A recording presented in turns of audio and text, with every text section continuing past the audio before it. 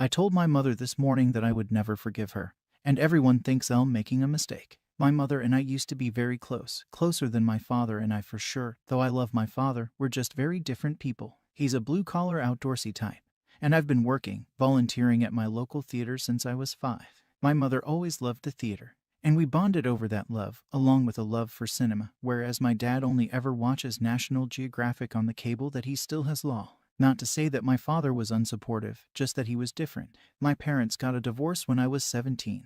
They tried to keep the reasons for it from me, but I eventually found out that my mother had been in a long affair with one of my father's friends. As soon as I found out, I confronted her at her apartment. She pushed me out the door and said she wouldn't talk to me when I'm acting like this, and that is the last time I had spoken to her for years. I still saw her sometimes in public areas, but I left before she could say anything. My dad still says that he doesn't want to be the reason that I lose someone I'm so close to, but I can't stand to look at her anymore, knowing she was doing something so vile for years. The effect that it had on my father is palpable, like his life is over. They had been together since they were 14.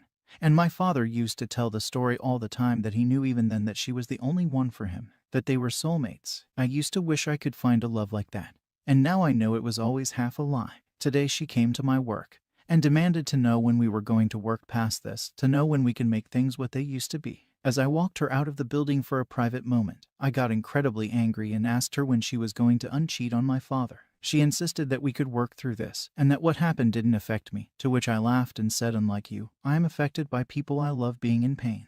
We kept going like that, until I eventually went off on her that we would never be reconciling because I don't want someone of such low class and character in my life. She didn't take it well, to put it frankly, and when I went back inside she was still sobbing in her car. Part of me feels bad, but the rest of me feels that maybe now she understands that she fucked up. My dad and friends are upset with me and say that I shouldn't push her away for my own sake, but she's a collection of painful memories now, and she had her chance to tell her side. She didn't want it.